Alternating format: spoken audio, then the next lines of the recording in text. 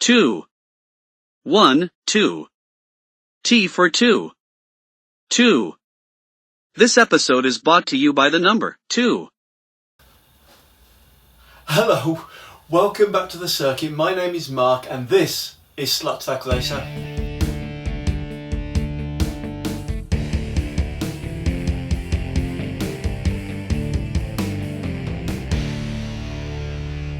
So this episode is all about the number 2, so we're going to have lots of things that link back to number 2. So what have we got? Well, first of all, I've been away for about 2 weeks, and that's because I've been working on a particular building that's just about ready now. So 2 areas of the track are completely finished and I'm about to christen them with their racing corner names. So 2 sections of the track are going to get 2 names today.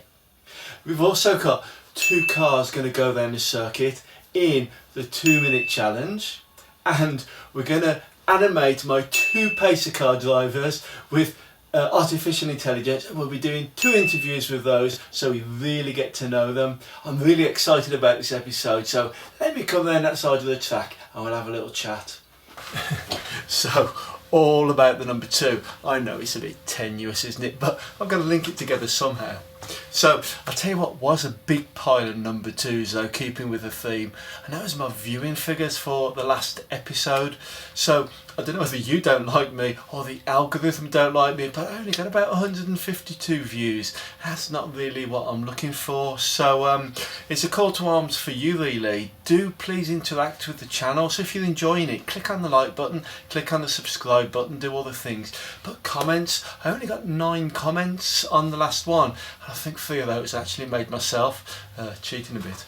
But if you don't tell me what you don't like, or you tell me what you do like, then I'll be able to alter the content so you know we have a better experience together. So come on, big call to arms, click on the like button, watch, do whatever. Let's make these videos a little bit more popular. I'm not here for the likes, I'm here because I enjoy doing it, but it'd be nice to get just a few more viewers, wouldn't it? Anyway, let's talk about this week's episode. So the big thing I've done is I've made a new foam board building, and for once it's one that I'm actually pretty happy with. So one of my inspirations for this channel is a guy called Lee in Lee Slot Cars, and if you watch his video, he's the absolute king of foam boards, and he seems to make himself a new building, and it takes him about 7 minutes I think from start to finish in one of his videos. My one's taken me a couple of weeks to finish, but as I say, for once I'm actually quite proud of it, and it's sitting nicely on my circuit. When we looked at the track last time, there was one corner that I'd actually finished. With the new building that I've made, we've actually got a whole sweep of track finished. So we're going to have a look at that in a minute, and we're actually going to christen it, and I'm going to give the corners some names that are in keeping with the track and the period, but more about that later. And of course, we're going to have a look at some Scalextric cars. So I've got 2 cars today, going to do the 2-minute challenge. If you remember, I'm rerunning all the 2-minute challenges again because I've altered the configuration of the circuit. So these cars are the ones that finished in 14th and 15th position, and that's the Jaguar MK1 and Jade Edwards Honda Civic Type R. And that Jade Edwards one, I actually really like it. It's a lovely finish on the car, lovely matte grey with pink highlights, so it's one of my favourite cars. Both of the cars have actually had a whole episode devoted to them, so we're not going to do a formal review, but we are going to put them in the scrutineer's bay. And what's new is I've got all the weights and the measurements, so we're going to call in Dr. Vale, our resident Newtonian physicist, and she's going to have a look at those weights and measures, all the forces that apply, and she's going to give me some target times for the 2-minute challenge. Then when I do the challenge, we can see if I hit those targets, so that'd be good. After the 2-minute challenge, we're going to be doing pacer car pursuits. Now I'm actually going to make a little bit more of the pacer car pursuit section. So what we've got is we've got 2 drivers, Lee Manz and Toner, and I'm actually going to inject some personality into those drivers, see if I can get them to move on screen, and if we can talk to them the same as we talk to Vale. So the 2 pacer car drivers are coming up, and after that, because now 10 cars have taken, or when I finished, 10 cars will have taken the 2-minute challenge. We can actually do, you can't see because it's behind the camera, but we can actually do the Shelf of Champions. So the Shelf of Champions is coming back, and that's where we'll finish the episode.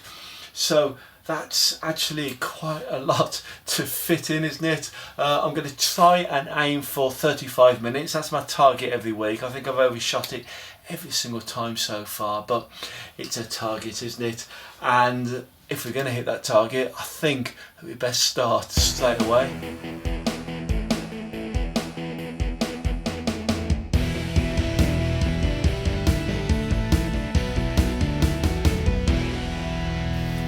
I've said many times on the channel that what I'm actually building here is a tribute to a real live UK street racing circuit. Now, street racing in the UK, I mean, that doesn't happen, does it? So this circuit was actually really unique at the time, and it burst into flames and it burned really brightly, but only for a few years before it faded and went away. So this is my tribute to it. Tribute's an important word, so it's not an exact scale copy. It's basically how I remember it. So this location is actually my hometown, so if you've worked out my accent, you've already got a good clue of where it's supposed to be. But the buildings aren't, you know, exact carbon copies. They're not exactly in the right place. There's not the exact distance in between them, but they're all, as I say, as I remember them and as a boy used to love them. So on the last video, we just finished this section of track here, the corner that we're looking at the moment. And if you remember, I'd created the curb and the tarmac edging, and there's a little bit of grass behind it. And I'd weathered those tyre walls, which I thought looked quite nice, actually. So my problem at the moment is none of my circuit has got any names. So when, you know, I break into Comentryy and we do a commentary, I can't really tell you where on the circuit the cars are. So we need to get over that and start naming some of these corners. In the real circuit, the corners weren't named after geographic locations. So what the organisers did, they were quite clever. They named all the corners after the race sponsors. So, you know, if you wanted to come along with some money with your company, you could have a corner that was named after your firm. Of course, with this city being the home of the motor industry and the motor spare parts industry, some of those companies that sponsored the corners were motor spare part suppliers, and so I'm going for this one for the first named corner on my circuit, and that's Lucas. So when I start talking about the circuit properly, I'll start telling you the story behind some of these firms and some of these places. So I'm quite proud to call this first corner on my circuit Lucas Corner. But what I'm most excited about is showing you the new building that I've made. So let's just spin the camera around. We'll pan slowly so we don't wibbly wobble. There we go. And it's that building over there in the corner. So this is a new tavern that I've built out of foam board. I've really sort of pushed myself on this one. So you can see I've done all the brickwork and I've made those little railings around the balcony there. I had the idea just for the middle section with the sign on there, and I thought it would occupy this corner, but then I built that with the two sort of pillars either side, and then I had to work out how to do the sides and make it all fit and how to do the windows and everything. So I had quite a little epic modelling journey in my own way, but I'm actually really pleased with the way it's turned out. And if you can see on the camera there, I've actually illuminated it with some little 5-volt bottle lights, the little filament lights. So I've done all the wiring underneath the table, so that's worked out really nicely. Just to the left of that, you can see there's a little low wall. That section of the track, when I left you on the last video, is quite a sort of raw edge. You can see the underneath of the track supports and a foam board that was sticking out.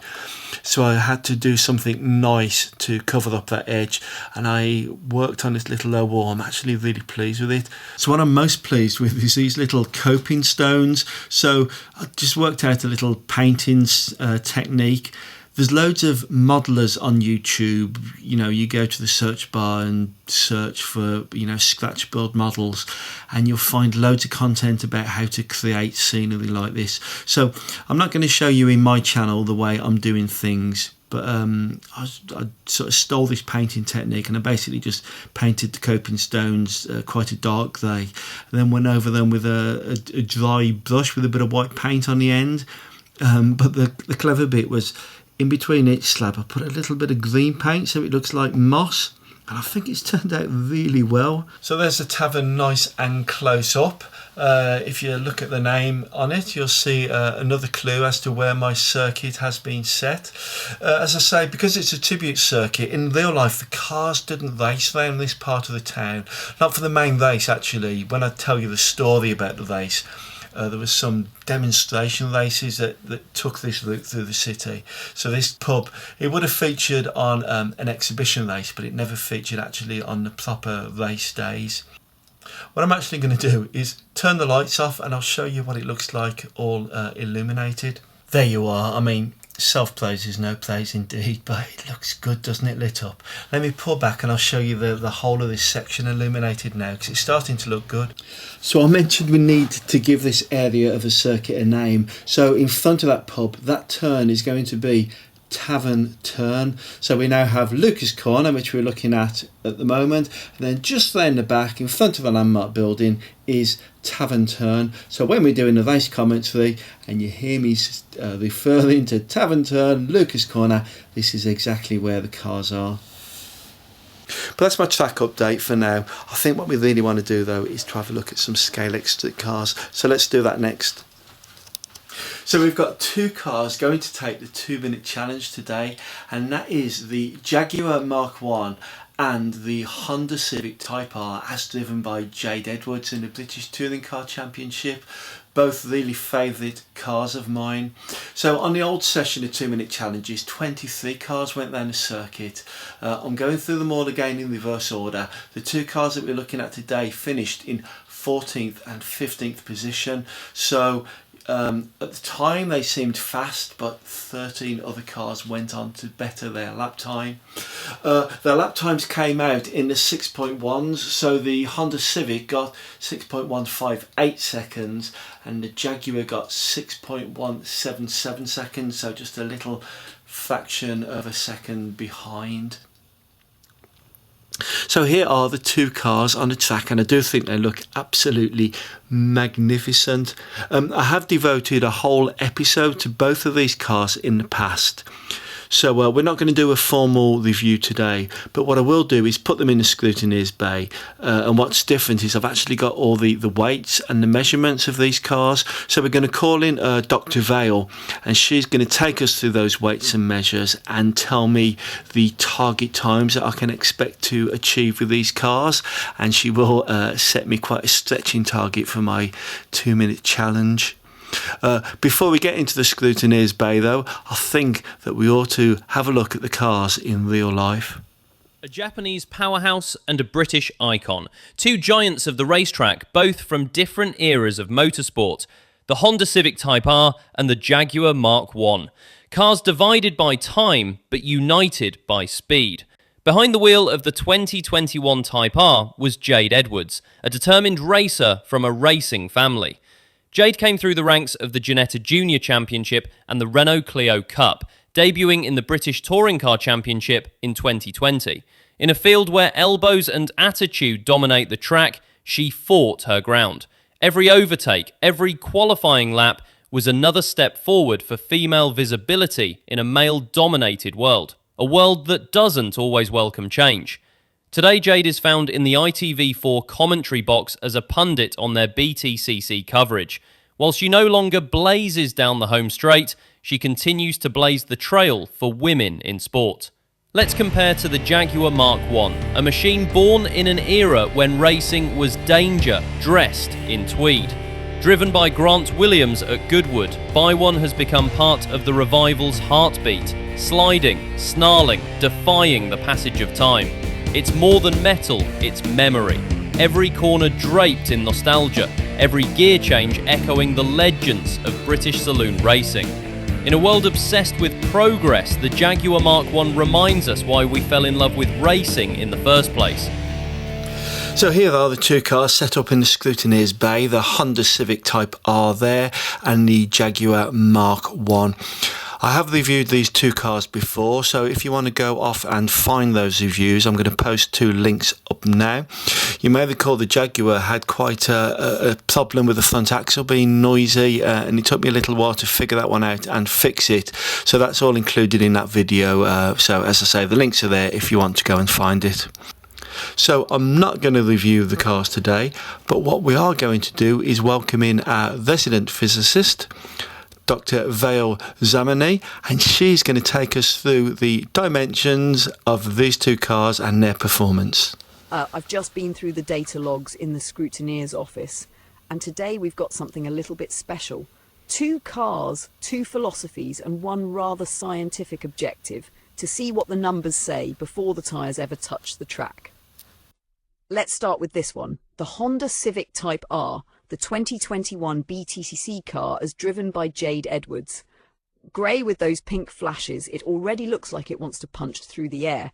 Now, according to the factory sheet, the Civic's inline motor spins at about 18,000 RPM through a 927 gear ratio. On its 20mm wheels, that gives us a theoretical top speed of just over 6.28 meters per second. That's the frictionless number, the fantasy land of pure equations where every joule makes it to the wheels. From a standstill, with perfect traction and a longitudinal grip coefficient around 0.9, the car would reach that top speed in about 0.315 seconds. Blink, and you're there. In that same idealised world, it would cover our new circuit in a gold standard lap of 4.23 seconds. Now, in the real world, with slightly oval tyres, a bit of axle chatter and a whiff of internal friction, we'd expect something slower. We call that the human target, roughly 5.03 seconds, still fast enough to make you grin. The Civic's got a mass of 89 grams, so a decent bit of momentum when you lift, but its centre of gravity at 54 millimetres from the front axle gives it a surprisingly stable mid-corner balance.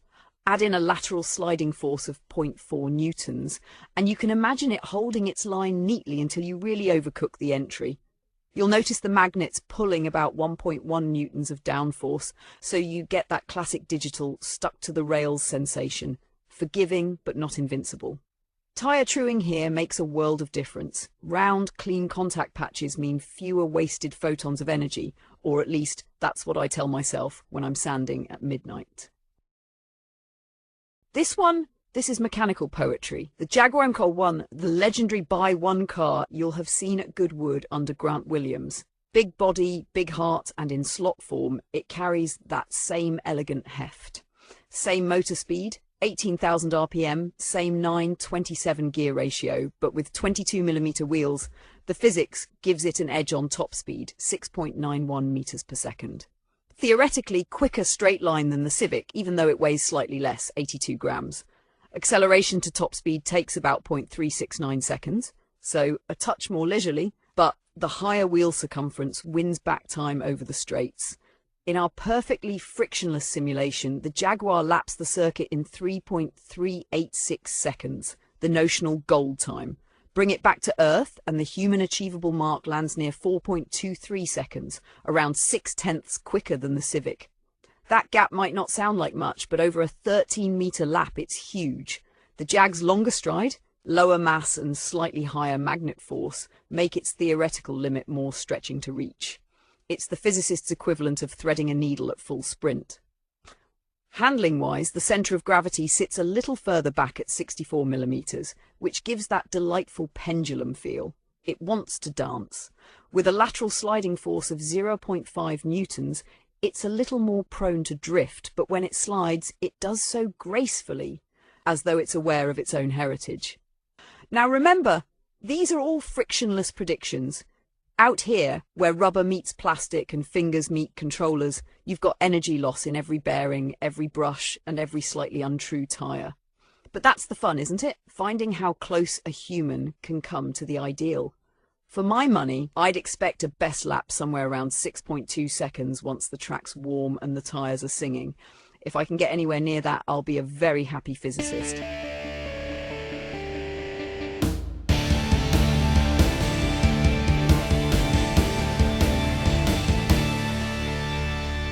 Well, thanks for that insight, Vale. But my God, those are stretching targets, aren't they? What did you think of those figures? I must admit that after the last episode, I had to have a little word with her because I thought her mathematics was going a little bit wayward. So I asked her to double down on her sums, and now she's come up with these more stretching targets. So let's have a look at them. So for the Honda Civic, she's given me 5.03.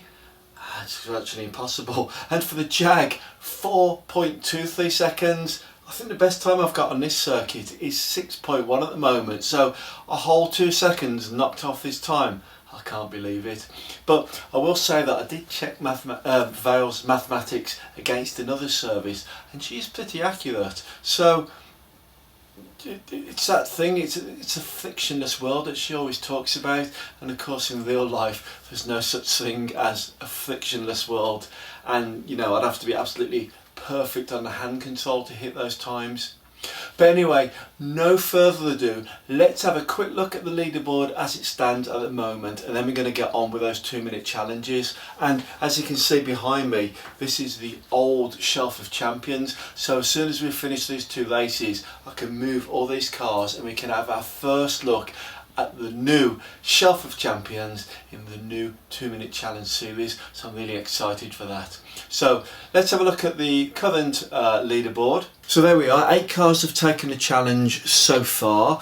The Nissan GTR right at the bottom there with 7.886 seconds, but I've managed to increase my times every single race virtually, and in the last episode the Porsche Boxster hit the top of the charts there with 6.130 seconds. So still no car's gone under 6 seconds yet, so considering Vale's expecting me to get down to 4 seconds, I can't see that happening. So the Jaguar and the Honda Civic, they are guaranteed places in the top 10 because there's 2 berths remaining, but whereabouts on that leaderboard will they land? I think what it's time to do now is to hand over to Mark Comentryy, and he's going to describe the action in the 2-minute challenges. Hello, my name's Mark Comentryy. Welcome back to the circuit. So we're looking at round 9 of the 2-minute challenge. This is a Honda Civic Type R. Vale has given us a human achievable target of 5.03 seconds. That seems a very stretching target, but let's see if this car can come up to expectations. So the crowd noise rises as the fanfare finishes. We're sitting on the grid and we're racing. So this Honda Civic, the Jade Edwards car from the 2021 BTC season, comes out for its first lap there, and that's 7.891 seconds. And it follows it up with a 6.296 lap. That's much better. 3 laps completed. This car feels very planted on the track. It's having a little problem as it comes round the spiral there. It seems to be catching on the fence just there. But 5 laps completed, 6.154, and that's the fastest lap so far.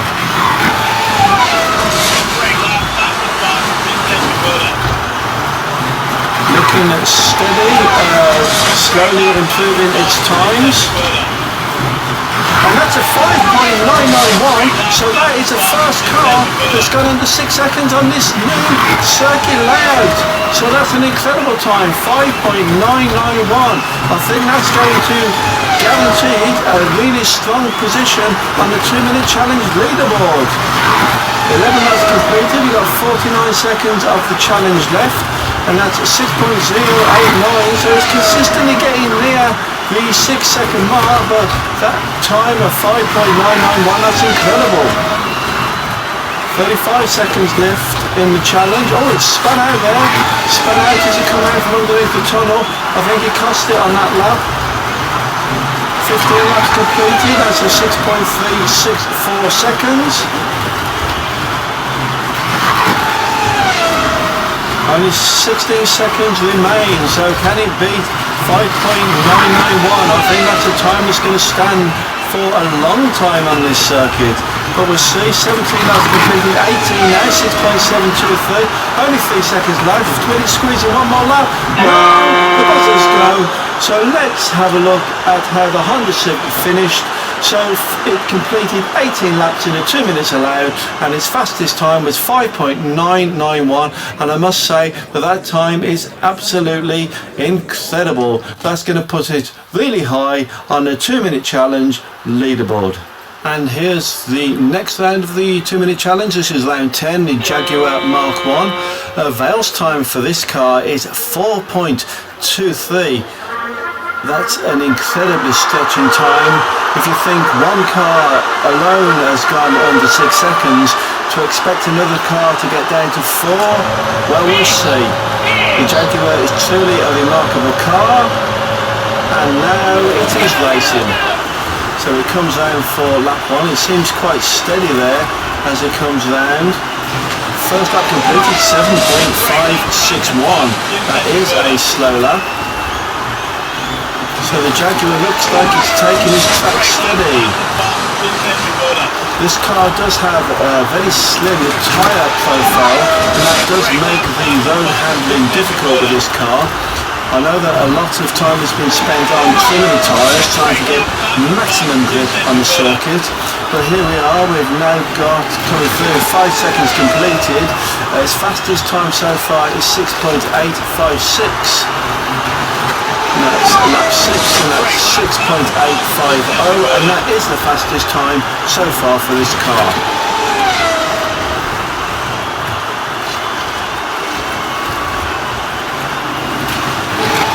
That's 8 laps completed.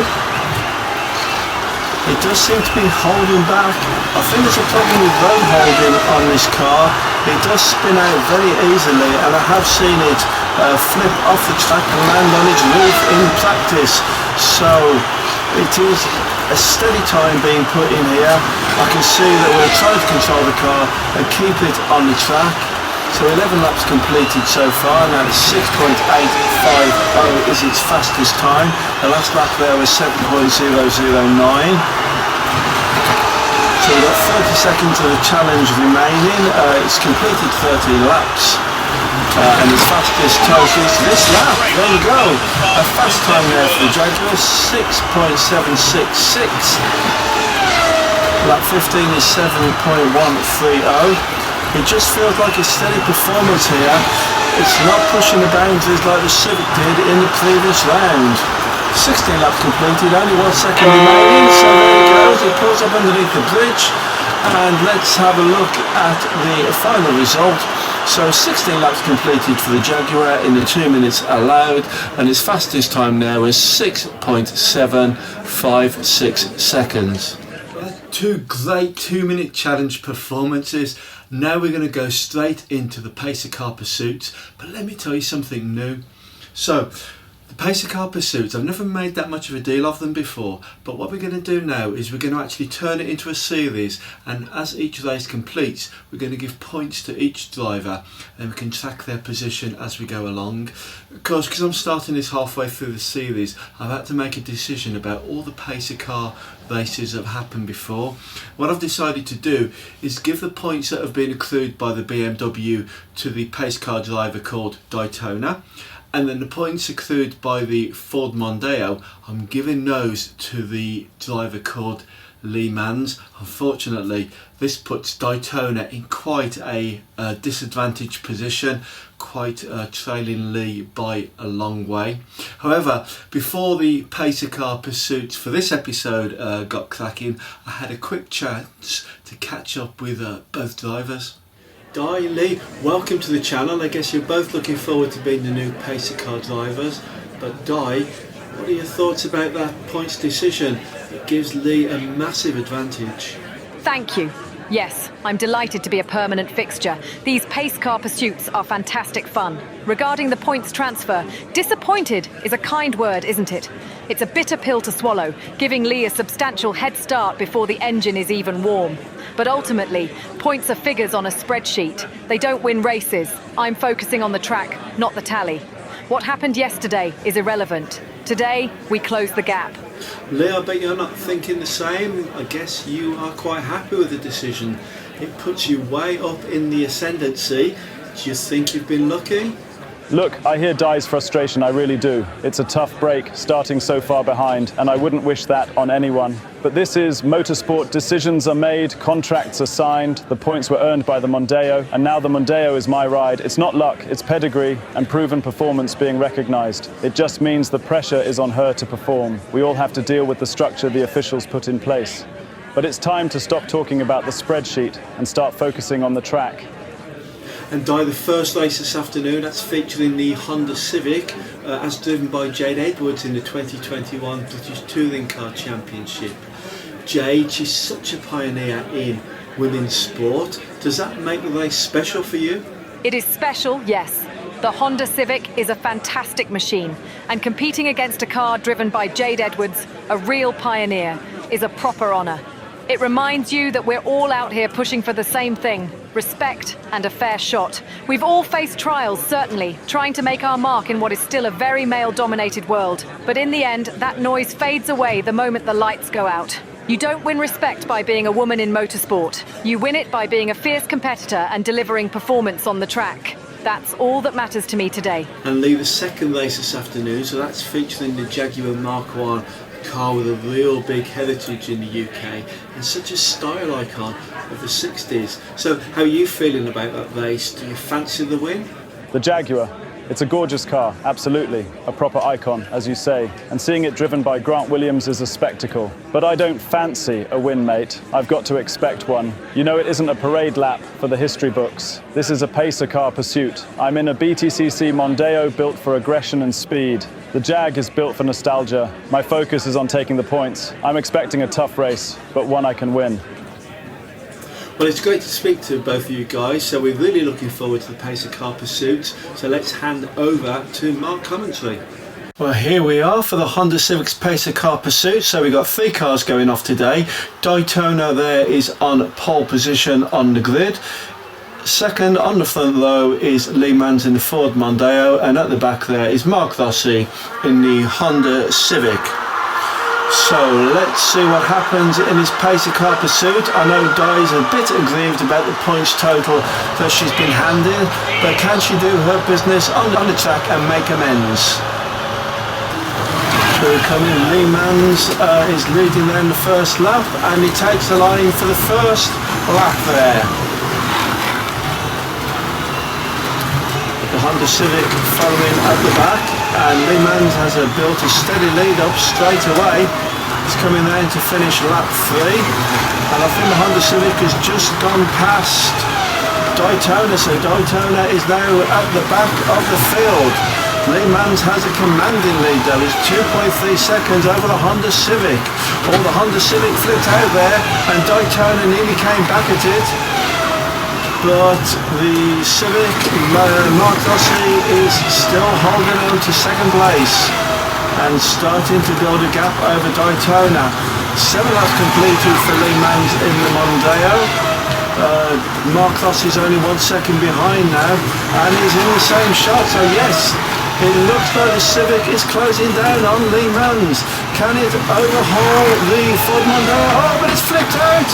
It's flipped out there, coming down the mosque, and that's cost it time. And then Lee Manz takes a checkered flag.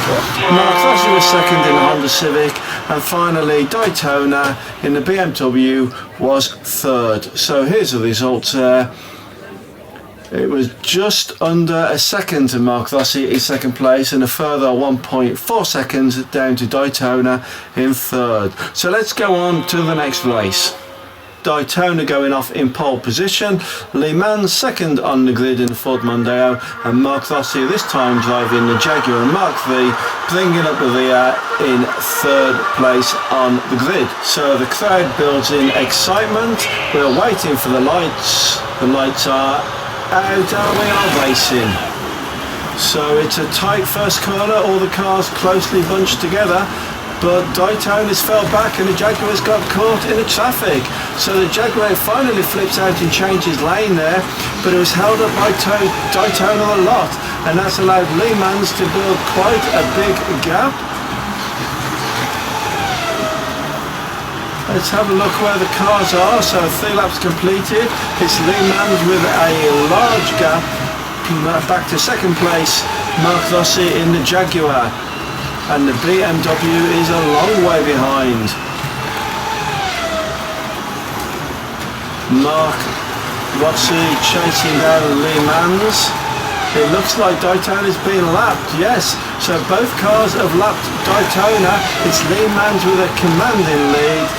Mark Rossi trying to track him down there in second place. But I think this lead is unassailable.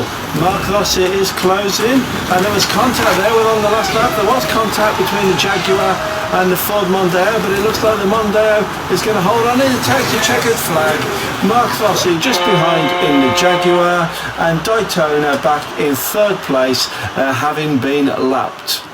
So the gap there between first and second was only 1/3 of a second. That was a tight race.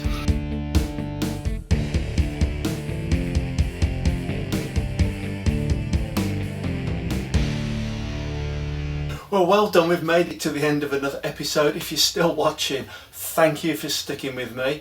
I've really enjoyed making it. I do hope that you've enjoyed watching it. So let's quickly go through this episode. We've had 2 2-minute challenges. We had a really great time from the Honda Civic. The first car to go underneath the 6-second barrier.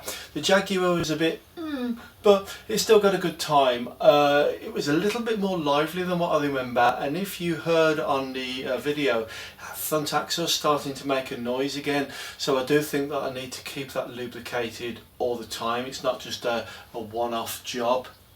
So 2 pace car pursuits, easy wins really for Lee Manz. I think the Honda Civic would have got it had it not flipped out as it come round the turn by the mosque. Just lost that little bit of time. I think it was on for a last lap win, but Lee just held out. In both races, Daytona for some reason had really bad problems with the car, so she was a pretty poor third in both races. She even got lapped in the last race, so I need to have a look at that beastly BMW and find out if there's a problem with the car. But anyway, 10 cars have taken the 2-minute challenge, and I promised you that once we got to 10 cars we would resurrect the Shelfer Champions.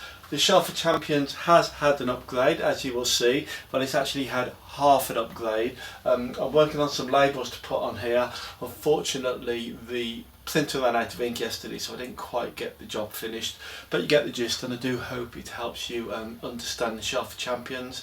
So let's go through the top 10 cars that are going to go on to the Shelfer Champions. So starting with the 10th place car with a time of 7.866 seconds was the Nissan GTR. A little bit disappointed with that. It was the first car that went round on the new set of challenges. I thought I could have done better, but however I didn't.